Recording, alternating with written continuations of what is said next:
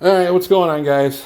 Tried to do this video, and of course, all fucking day, not a single phone call, and then all of a sudden the calls keep coming in and interrupts the video.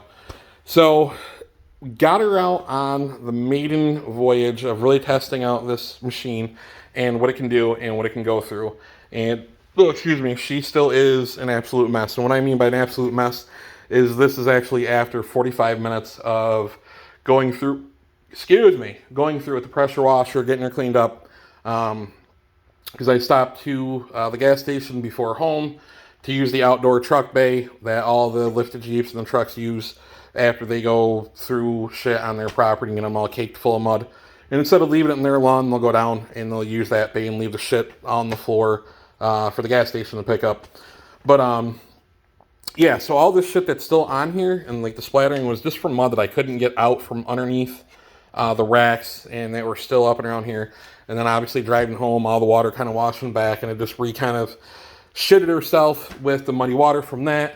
But yeah, it was a pain in the ass getting out shit. I mean, if I can turn the light here, I mean, there's still some stuff up in there that I got to pull out by hand. But I mean, that was ripping globs of swamp shit and weeds and grass out from the skid plates and up underneath the boots. I mean, you can still see there's some shit. It is 100 times better than what she was before I spent the time washing her. But was very, very, very impressed, and I'm very impressed with, and you can see the shit's all up in there. I know compared to most videos and what a lot of guys do for mud, and this is probably going to seem as nothing, but for what we ride in New York State and the terrain that we have to ride, going through the swamp to get to the falls was the gnarliest shit any of us have rode through up here.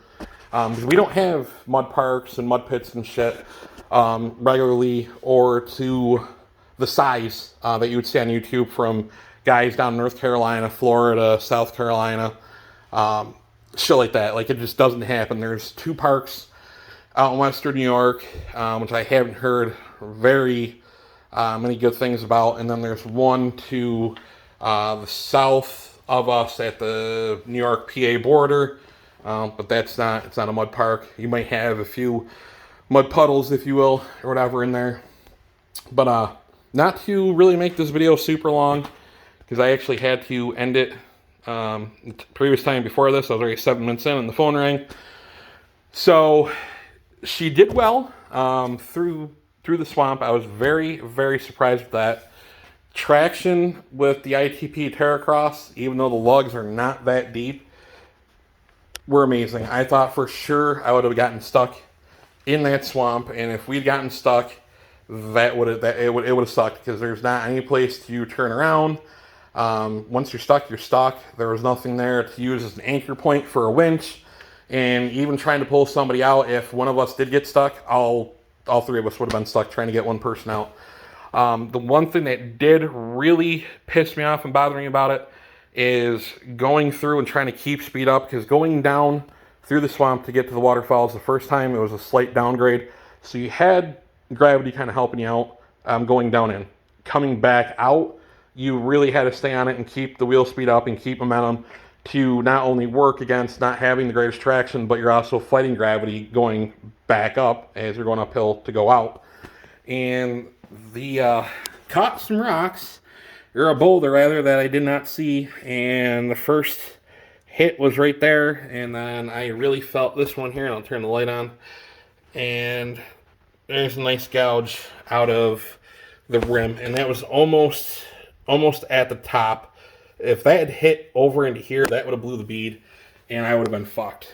It would have been three-wheeling it versus a four-wheeling it, and then would have had to wait about 2 hours before, to get back to camp, get the truck and the trailer, and then take a truck and a trailer down the four-wheeler trail, which might have made it, might not have, or make the decision to just have somebody tow it with their four-wheeler and fuck up the rim even more, and it would have been costly. So I lucked out there. So the next nice day, I will be giving her a sponge bath and getting her cleaned right back up to showroom condition. That's just how I am with my wheelers. And it was a lot of fun. I definitely don't think any of us will be riding that trail again.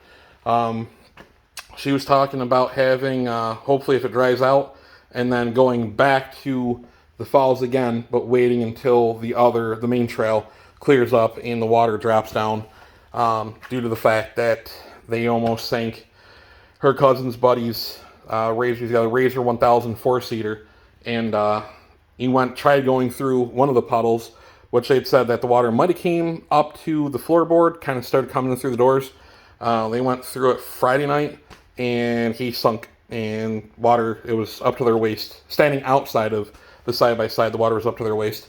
Luckily, there was somebody there to pull them out from that. So that trail is not passable right now unless if you have a really lifted and snorkeled machine, which they knew that they couldn't get through, and none of us were going to get through it. So hopefully, shit can change here, and we can have somewhat of a dry second part of summer and get some footage of riding out there. So yeah, that's about it. She's dirty, but it is awesome. Little damage to the front rim, but it is what it is. Also, I almost forgot before I cut this out, the gas mileage. That was my main complaint in the last video that I did with this. 64-mile ride, and we had 3 bars left of a full tank of gas. We did about double the ride that we did that time. But I have had this service with oil change and suspension greased up. Obviously a little bit early. That's normally at the 1,000 mile mark.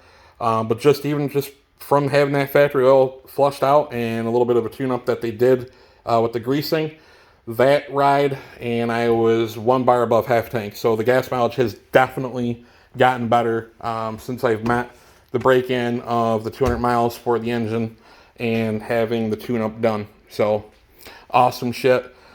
With that said, guys, I am out. I am done. I'm sweating my balls off. It is humid. I need to get back in the AC.